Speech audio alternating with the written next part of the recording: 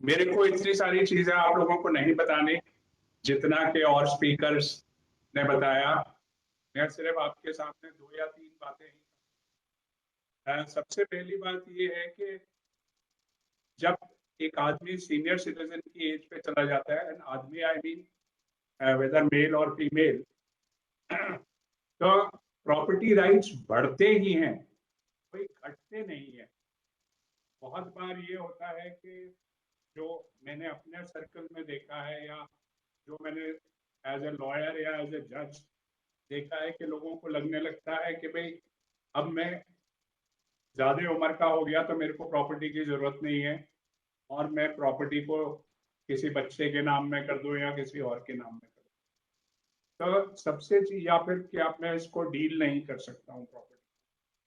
तो जो सबसे पहली चीज आप लोगों को बतानी है, जो सीनियर सिटीजन जिन सबके साथ आप लोग काम करते हैं, कि as as a senior citizen the rights do not diminish, and if at all they change for the better.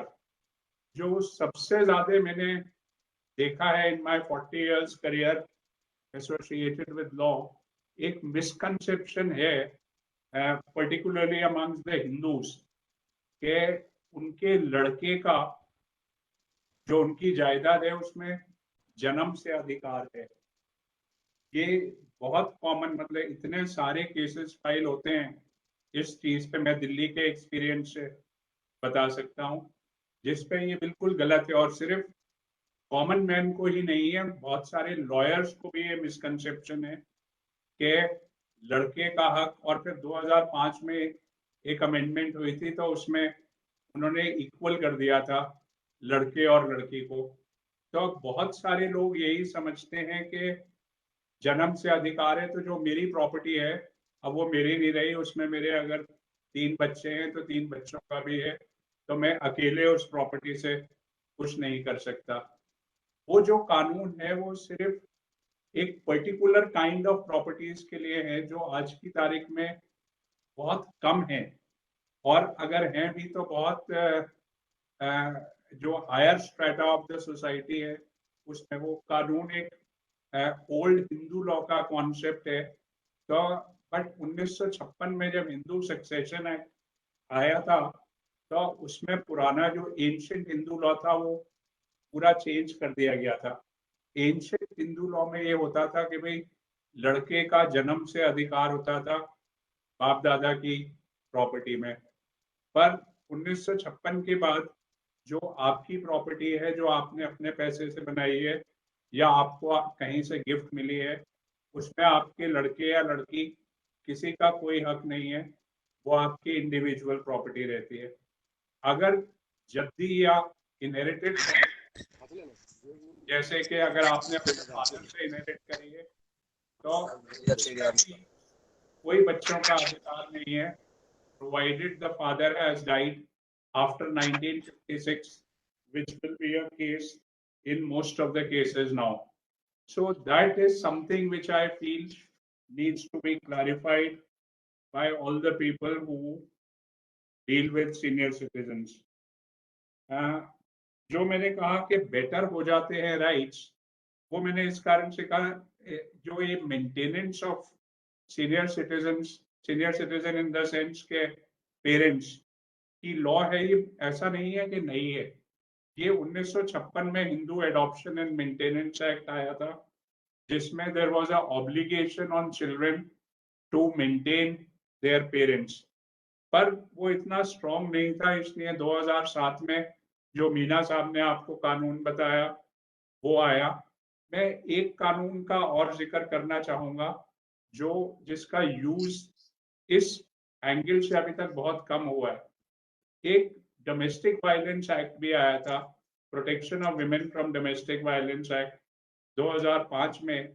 तो जो फीमेल सीनियर सिटीजन हैं वो उसके तहत भी जा सकते हैं और अपना हक एसर्ट कर सकते हैं। और इन दोनों में ये है कि बहुत वाइड कर दी गई है powers. My experience with some of the police stations, आपको बताया डीसीपी साहब ने कि सीनियर सिटीजन सेल है, vis-a-vis my in-laws in Delhi, I have had very good experience of the police. What all he told you, I have seen it happening with their house, because they were living alone to the extent when they came and started living with us. Even then, from that police station, they used to receive a call every 15 days or every 1 month to find out whether we were troubling them or anything. So that is a very salutary effect. And I feel if that is strengthened, because I have personally seen how much strength that call used to give to my father-in-law and mother-in-law, and to my mother-in-law after my father-in-law was no more. That one call, gave her a lot of strength, made her very spirited, that all right, it's not as if anybody can do anything to me. So that is a very salutary thing, and which is a direct contact of the people. Now the other thing, तो अगर किसी भी तरह की harassment, और इसमें जो senior citizen act है 2007 वाला, उसमें ये है कि आपने अगर अपनी प्रॉपर्टी अपने किसी बच्चे के नाम गिफ्ट भी कर दी है या डॉटर इन लॉ के नाम कर दिए, और अगर आपने उसमें ये नहीं भी लिखा कि भाई आप वो मेंटेन करेंगे बाद में, क्योंकि अब आपके पास कोई जायदाद नहीं रही या कोई प्रॉपर्टी नहीं रही, तब भी आप सीनियर सिटीजन एक्ट में अर्जी डाल सकते हैं अगर वो आपको निगलेक्ट करते हैं, और उस एक्ट के तहत पावर है एसडीएम को कि वो उस ट्रांसफर को, उस गिफ्ट को एनल कर सकता है। ये भी जहां तक मेरा एक्सपीरियंस रहा है, बहुत कम लोगों को अभी तक पता है, और बहुत कम लोग इस चीज का इस्तेमाल कर रहे हैं। जो तीसरी चीज मैंने सीनियर सिटीजन्स के बारे में देखी है कि उनको प्रॉपर्टी से डील करने में बहुत कम हेजिटेशन होती है, और उसी कारण से वो क्या करते हैं कि भाई वो पावर ऑफ अटॉर्नी दे देते हैं किसी ना किसी को, या वो ट्रांसफर कर देते हैं प्रॉपर्टी को कि मैं तो डील नहीं कर पाता। अब उसका तरीका आप लोगों को, since all of you are there, you have to see, first of all, invariably what we hear is कि पावर ऑफ अटॉर्नी मैंने बेचने के लिए नहीं दी थी, पर जब किसी ने power of attorney, normally family members ही साइन कराते हैं, जब वो साइन कराते हैं तो वो उसमें सेल की पावर भी ले लेते हैं, तो अब पता ही नहीं लगता है सीनियर सिटीजन को कि मेरी प्रॉपर्टी सेल हो गई, या लड़के के नाम में पावर ऑफ अटॉर्नी दी थी, उसने अपनी वाइफ के नाम में सेल डीड एग्जीक्यूट कर दी। जब उनका निगलेक्ट होना शुरू हो जाता है, उस टाइम पे उन्हें पता लगता है कि अच्छा, ये तो 10 साल पहले ही मेरे नाम से जा चुकी है प्रॉपर्टी। तो एक जो मेन प्रॉब्लम आती है वो सिक्योरिटी की आती है कि भाई टाइटल डॉक्यूमेंट्स कहाँ रखे अपनी प्रॉपर्टी के, या फिक्स डिपॉजिट। ज्यादातर मैंने देखा है fix deposits at that age, investments और डीलिंग इन शेयर्स का तो अब डिपॉजिटरी हो गया, पर वो कम होता है, और that's again limited to a very small strata of the society. The larger strata of the society keep their money in cash or in fixed deposits or in the post office receipts.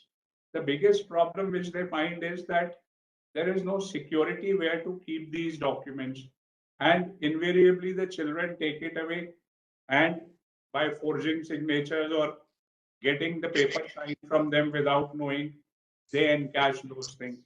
So that is one area which, according to me, requires some looking into by all of you who are doing so much work in this.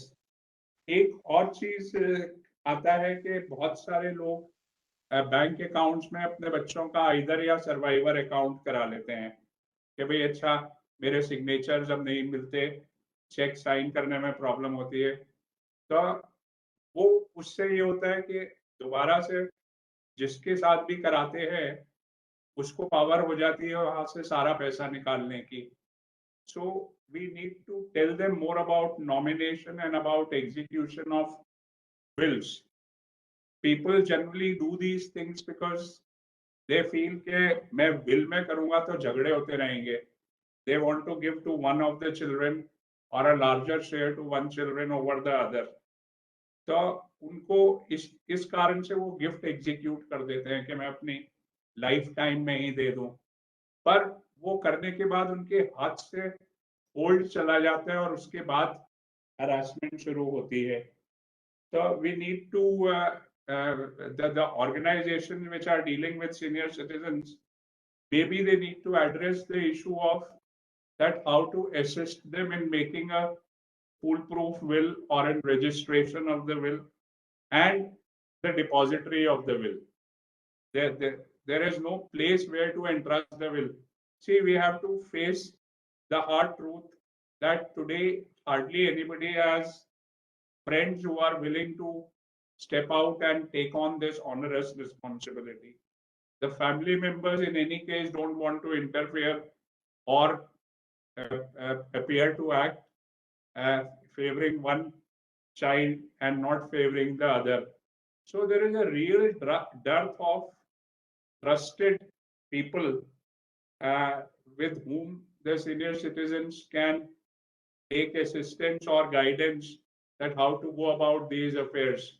My experience is that we as Indians are very well aware of our rights. So most of the senior citizens are aware today. Again, I speak from my experience of their rights. The problem is in access to justice. मेरी doctor Rojesh से बात हो रही थी तो मैंने कहा था we in all courts we have legal aid cells, but उसको अप्रोच करने का नहीं पता होता लोगों को. तो जैसे हम लोग हर एक कॉलोनी में अगर इस सब चीज का अवेयरनेस करते हैं और in every cluster there are all these numbers are written or the legal aid clinic people can go there, then according to me all these things will translate into reality. Thank you.